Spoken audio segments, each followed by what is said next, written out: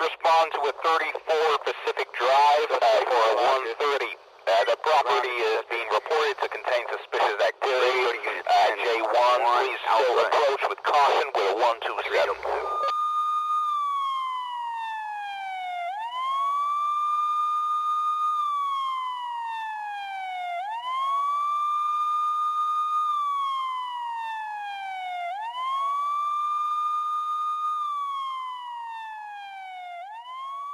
Today to hear about a new book called The Black and the Blue, A Cop Rebuilds the Crimes, Racism, and Injustice in American Law Enforcement, co-authored by Matthew Horace and Ron Harris, who is here with us today. Ron Harris is an award-winning journalist who has worked for Ebony Magazine, as well as the Los Angeles Times and St. Louis Post-Dispatch newspapers. More recently, he was Director of Communications at Howard University, as well as an adjunct professor of journalism for the school. Released last month, the 238-page book is off to a great start. It has gotten 4 out of 5 stars on Amazon, a strong review from USA Today, and a thumbs up from the Washington Post, where Georgetown University law professor Paul Butler called the book, quote, an important contribution to a growing body of work about minority police officers. So please, everyone, welcome Ron Harris. Thank you. Thank you. Thank you. When we started down this road on this book, they called, how it happened is they called me in. The author, or this cop, had been on CNN. And as you recall, we had a spate of black males dying at the hands of police following Michael Brown, and then there was Eric Garner, and there was, it's all over Minneapolis, Terrence Crutcher down in Oklahoma City. And they would call him in as a sort of legal analyst or criminal analyst. And he would give his comments. And as he looked at it, he said he wanted to go a little bit further. So they sent a book proposal to a publishing company, Hachette Books, which is, to my surprise, the 3rd largest publishing company in the world. And as they looked at it, they didn't quite like the proposal. They called up a friend of mine who's a longtime editor for Simon & Schuster, and she said, you need this guy named Ron Harris. And so they brought me in, we reworked the proposal, and then we set out to do the book. You know, it's funny, as a journalist, particularly after doing this for so long, you think you know this stuff. And I don't know any black journalist, Sam, I think you will attest to this, that has not covered these issues kind of ad nauseum. I mean, this what everybody thinks is new with African American men and women being abused by police is not news. It's been going on forever. But in the book, Ron, you write that not everybody is cut out to be a police officer. However, police work seems to attract an unusually high number of one particular group in our society, and that's military veterans. That's true. While military veterans make up 6% of the population, they account for 19% of police officers. As someone who has covered both combat in Iraq and policing in the United States, what accounts for this attraction, and what kind of impact does it have on police community interactions that you describe in your book? You know, what accounts for it is they say these are guys who are, the police department seems to think of themselves as paramilitary operations. And so they say, oh yeah, guy, he's got military service, he'll fit right in. It's almost the worst thing you can do. Because what military guys do, when they're out on a mission, and I was embedded, as you talked, I was embedded with Marines during the Iraq War in 2003, and then I went back over in 2004. And what you learn quickly, they're almost like just a pointed gun. You point them in a direction, they go break stuff. The Marines used to say, our motto is, we kill people and break shit. You don't want that person on your police department. That when they have a mission, their mission is to go up in that house, and no matter who it is, arrest them and drag them out. Don't listen, don't have any conversation, don't have any empathy. However, police departments, as you point out, have a tendency to say, oh, they have that training, they're familiar with guns, they have the right attitude, they're familiar with the paramilitary structure, so let's bring those people in. And that really has been a fault in policing. Well, let's go to the book. Police corruption is a recurring theme in your book. You spend a lot of time in Chicago and Ferguson, Missouri in particular, examining this issue. And I'm sure many members of our audience are familiar with Hollywood's take on police corruption over the years, going back to Al Pacino and Serpico in the 70s, to Treat Williams and Prince of the City in the 1980s, and Richard Gere in Internal Affairs in the 1990s, and Denzel Washington in Training Day in 2001. Why in 2018 do we still have so much police corruption in real life, and how does it manifest itself in the cities you visited? The reason we have police corruption is because of this thing called the blue line. Most police departments, and I cannot tell you, I can't emphasize this enough, and it's one of the things I really, really came to understand, that once you come into most police departments, you are under this rubric that says whatever happens inside the police department stays inside the police department. We don't tell on our other officers. We keep, even when we see people doing wrong, we don't talk about it. We protect them at all costs. You mentioned the fact that one of the cities we went to, well, let me back up. And what happens, that breeds a culture. And that culture creates crime. I'm going to call it, it's crime. Because let me do the flip side on that on the street. On the street, what's the phrase? Snitches get stitches, right? The same phrase in the police department. It's just the reverse. Snitches get stitches. Snitches get stitches allows crime and criminal behavior to continue. Similar situation. I was working as a reporter actually in St. Louis, Missouri, which is right next door to Illinois, right on the line. And I remember when this Republican governor suddenly stopped all executions. And I'm sitting there saying, why would a Republican governor, the Republican Party is very pro-execution, suddenly stop all executions? I never really understood why until I started working on this book. One guy, one guy, I can't remember his name right now, he was running a lot of crimes. He actually ordered the execution of a black woman because she saw him beating up a guy. And so what he, at one point they had an FBI sting. They said, well, you know, we need some police officers to, we know you're corrupt. We need some police officers to guard our cocaine stash. He said, I can get you some police officers. So he did. He got him 6 police officers. And guess what? They didn't show up in plain clothes. They showed up in their uniforms to protect his cocaine stash. And they said, why would you show up in your, this is an undercover thing, man. Why would you show up in your uniform? We just want you to know we were legit. That does not exist. That does not exist unless there's that blue line. And that's what accounts for all of this over and over and over again. Because officers, to some degree, to a large degree, and I spoke to a lady out of New York, I spoke to officers all over the place. Here's what happens if you don't do it. And if you don't go along, they will not cover your back. And you'll be out there on assignment. Nobody's coming for you. And that happens. And that happens a lot. I'll give you one last story. There was a lady who's a commander in the Chicago Police Department now, very smart woman. She's now moved to Internal Affairs Division. She was a commander of a big unit. And she told me, see, that, you know, in the department, everybody knows what's going on. Everybody knew that this one particular officer took bribes when he made traffic stops. Everybody knew it. Nobody told about it. She said, you know what? I'm not going down behind him. So she told him, she said, look, if you take money, I'm going to tell. Now, they got this strange rule. If you tell this person in advance and they do it, you're okay.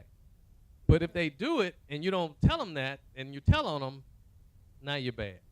So she told, but her saying that, she said he never stole in front of me, but he kept stealing. Help me with. My first encounter with law enforcement was when I was 16 years old, just got my driver's license, and a white police officer stopped me for running a stop sign about 2 miles from here. He was courteous, just gave me a warning, said don't do it again, and I went on my merry way home. 15 years later, I moved to Los Angeles. I got stopped 3 times within 2 months of living there. one time, a black police officer stopped me. It was pitch black night. Claimed I looked like some suspect that he couldn't identify. Now, mind you, all three of these occasions, there was no probable cause that the officer could articulate to me. You have visited New York, Chicago, New Orleans, a bunch of other cities. What accounts for the disparity in police and community relations in this country? Two things. One is it comes from the top, and it depends on what community you're living in. In Los Angeles, and the thing is, when Jupe tells these stories, anybody who lived in it, we were there at the same time. I had the exact same thing happen to me all the time. They'd stop you in the middle of the night. Well, you look like a suspect we're looking for. How could I possibly, would you look through the rearview mirror from behind me? So what we found, for instance, in certain cities, I'll give you Arlington is an example, where Carolyn was a police officer, and the guy in the book, he was also a police officer in Arlington. They had a requirement that every police officer had to at least have a associate's degree or a college degree. And that was a big part of the difference in that department.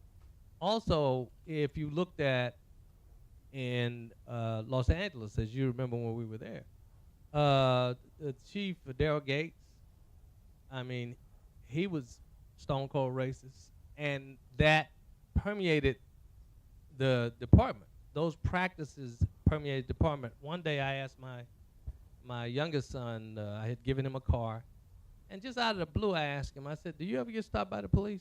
He looked at me like I had lost my mind. He's like, do I get stopped by the police 3 times a week? And it is an attitude inside those departments. But the bottom line on that is that it's an attitude that we sort of allow to exist. Until we as a society and a culture hold police accountable, they will continue to do that. In the book, you and your co-author identify police bias as one of the major factors that affects how law enforcement interacts with people of color in particular. Tell our audience about the humorous and not so humorous police bias examples you cite in the book. Yeah, one of the things that some things are racism, other things are bias. And they're the biases that we all have about certain things that we develop either from culture, from the books we read, from the television shows we see. It's funny, we looked at some research, and it found that Americans have a white bias. All Americans, as a rule. Black people less so than, let's say, Hispanics or Asians, but we have a bias towards things that are white. And that's what the culture has attempted to teach us. So one great example, and because of that bias, things go wrong. And I'll give you an example. We had a situation, Matt had a situation, this is the police officer in the book. So he's a rookie in Arlington, and he gets called on a domestic dispute. And there's another officer already on it. And he pulls up, and there's a white female officer there. They go out, they meet the person in front of the apartment building. There's a Hispanic male, and the Hispanic male has been battered and bruised, and he's crying. He says, not really crying, but he's upset. He says, I want Leslie out of here. Leslie's got to go. I just can't take this anymore. So they turn to each other. Leslie upstairs. They look at each other, and the guy worked on the book. He turns to the female officer. Okay, well, this is a woman. So why don't you, Leslie's a man, why don't you handle this? Woman to woman, we'll have a woman-to-woman conversation. I think it'll go down a lot easier. So they go up the steps, and they go in the room, and Leslie is a black man sitting in a chair. A big black man sitting in a chair. So that was their first bias. And it kind of, so my friend says, I'm feeling pretty good about this. It stunned me, but Leslie's, he's a big guy, I can tell, but I'm pretty big myself. I was a football guard in college, so the female officer says to Leslie, sir, we need you to stand up so we can go downstairs. And the practice is, let's get this guy standing up, put some handcuffs on him, and walk him back downstairs. It's been a domestic dispute, somebody's been hit, somebody's going to jail. So Leslie says, no, I'm not standing up. I live here. This is my apartment too. I'm not getting up. They asked Leslie, sir, we need you to stand up. We got to go downstairs. No, I'm not getting up. I'm not leaving. I'm not leaving this house. This is my apartment too. So this goes back and forth for about 10 minutes. Now, police officers usually are saying, okay, we don't have all day. In fact, Matt says to the guy, look, sir, we've asked you, we've been patient. You got to stand up. It's starting to get a little tense. We need to do something now. So they're thinking about going to the next level, and Leslie stands up. Well, Leslie's 6'8", 300 pounds. And Matt says to Leslie, he says, sir, could you sit back down? Leslie says, I don't want to sit down. She asked me to stand up. I'm standing up. I don't want to sit down. Sir, we need you to sit down. Because they know there's no way they can handle Leslie. If it gets hand on combat, this over with. Leslie, can you sit down? Sir, can you sit down? Sir, can you sit down? He is not sitting down.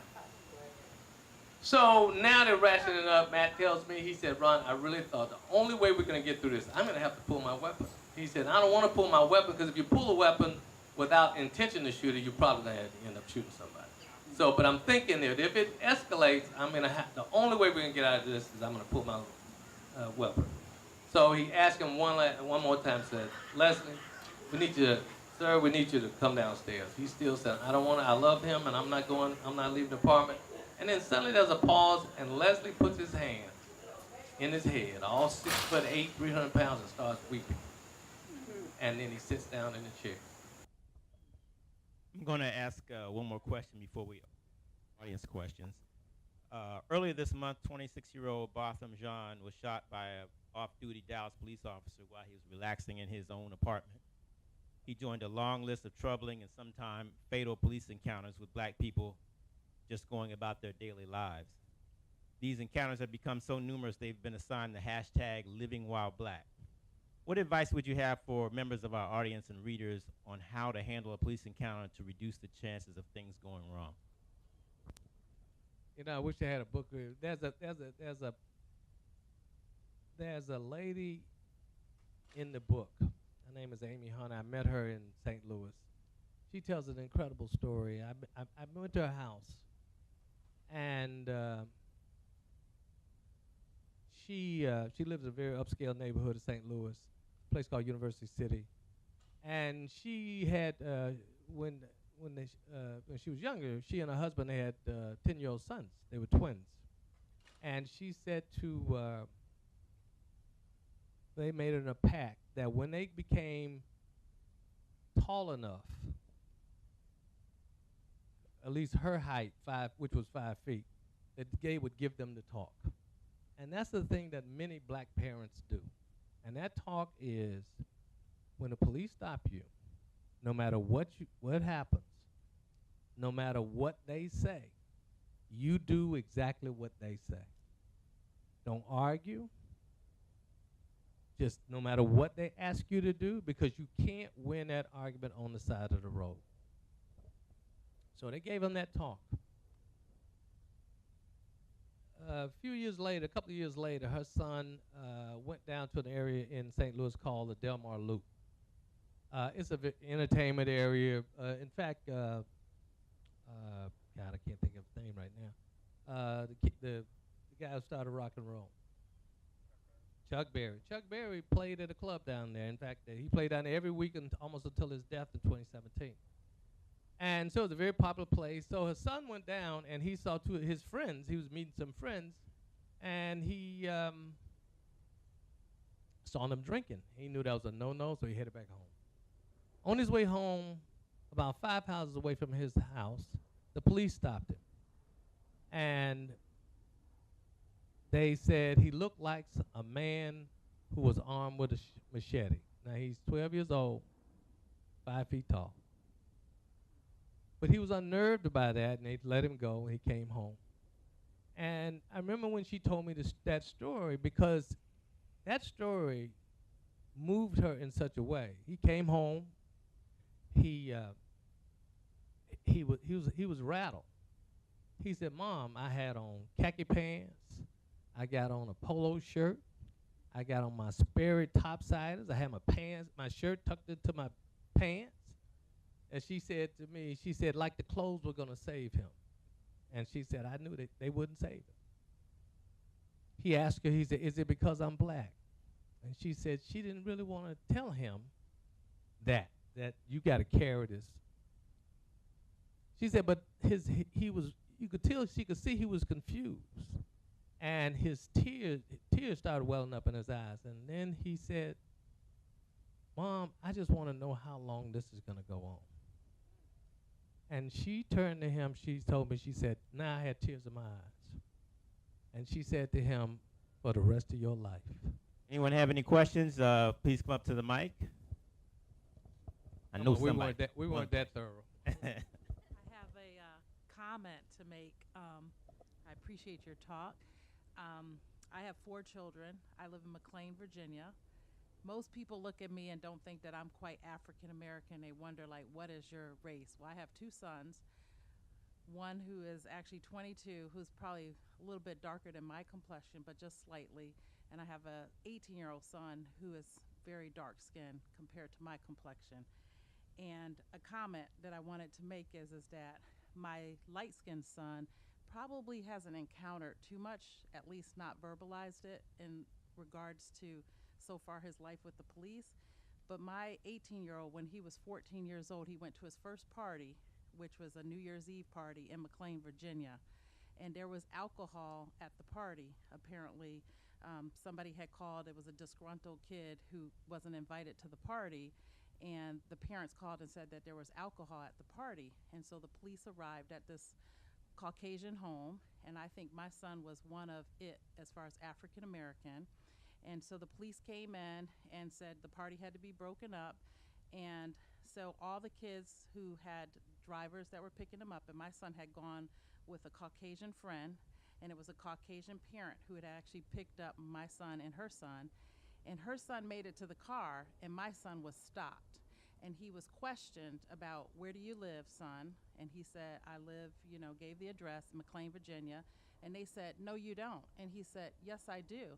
Who are your parents? He said, my parents are 2 doctors. And they said, no, son, you're telling a lie, And finally, the mom who was picking up the son said, what are you doing? And of course, my son was terrified to death.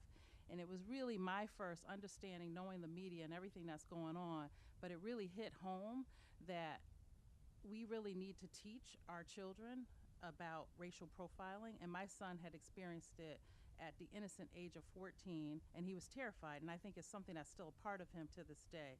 And I guess my question is, although we're raising it to the awareness of our kids, how much do you really tell your children? Like you tell them, be polite when you're stopped behind a car, particularly on a highway or on a dark street. You put your hands, we're trying to teach them that you keep your hands present, so that the police can see, because we know that people make impressions as far as police officers. If you move your hand, they think you're going for a gun. It is quite frightening trying to raise our children in today's society, but just within my own family, just looking at color differences, my youngest son has been kind of a product of what's going on in America. One of the things we did in the book, because I hear what you're saying, but we're never going to win when we're constantly reacting to them. You have to get the police to react to you. And by that, it's funny, I was talking to, because I always hear people say, well, what should we do? I was talking to the former black guy who's the former chief of New York City Police. He said every organization should have a police liaison or police committee or police, some relationship with police. And I'm going to give you a quick example. What happens is, what police do, police get their orders from somewhere else. And when I mean that not just within police departments. When you're in a situation like you talked about, that you're in a certain neighborhood and you get stopped by police, they didn't just decide to do that. But our city council people, the mayor, all of those people who really sit on top of the police, then all of these things will continue. Do we have another question? Hi, my name's Tadasha Shiver. I want to thank everyone for coming out to this event tonight. We really appreciate you writing your book, Ron. I'm extremely excited about the fact that you have accomplished this goal, which is something I know you have been talking about for a long time. So thank you, Ron, for coming out. I thank you, everyone, for coming out and supporting him. Please buy his book this afternoon. Thank you. Okay. Thank you. Tadasha, thanks for the opportunity to be here. And Ron, thanks for sharing your experiences and thoughts. So I'm Jason. I'm from the Caribbean. I'm from St. Lucia. And I have an 11-year-old son. And over the last couple of weeks, you mentioned Botham Jean. I worked with Botham's mom when I worked with the government of St. Lucia for a number of years. I know her personally. We are friends. So the whole Botham Jean experience is being played out at my house, every day, because, we're watching all the latest news that comes out of Dallas. And if my son was not already terrified by the cops, you can imagine how he feels now. We have not had the talk yet. We kind of touch on it a little bit. But I am an architect by training. And one of the things that we do when you go to architecture school is there's a heavy social component to the program. You go into communities that you intend to change, okay? That's your training. You cannot intervene or change a built environment if you don't understand it. You have to know it. My question is, with training of police officers, what sort of training do they get knowing that they're going into communities where they're interacting with a diverse, population, and whether or not, if they get that training, how does that training now continue when they become police officers? One of the things that doesn't happen with police is they don't get enough training. They really don't. They get training primarily in how to be a cop or how to deal with certain situations. They've got what they call a use of force continuum. The use of force continuum, I'll just break it down real quick, is you show up and you look. You have to have presence. You're there and you ask, what seems to probably be the problem here? Then the next continuum is you get, like I said, you give verbal commands. Then the next continuum is you put your hands on someone. You may have to put your hand on them to move them around. The next part of the continuum, if they resist, is to, as I say, it's the stuff that doesn't look good on video. Next thing you know, somebody's getting beat down. And the next continuum is somebody's getting shot. That's the continuum. There is no de-escalation training.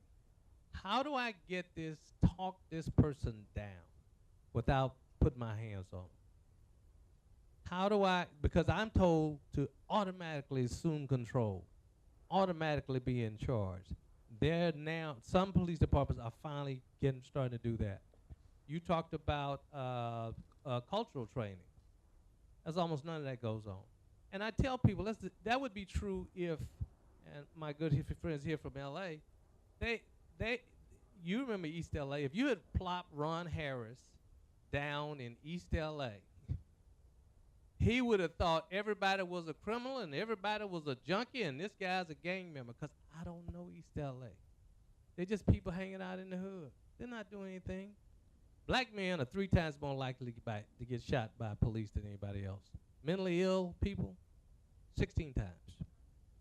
Because what happens in America today is when you dial 911, if Jupiter Dasha dialed 911 and said, our good friend Ron here is having a psychotic episode, we know him, we're just trying to get an ambulance here to get him to the hospital. They dial 911, that's the number to dial.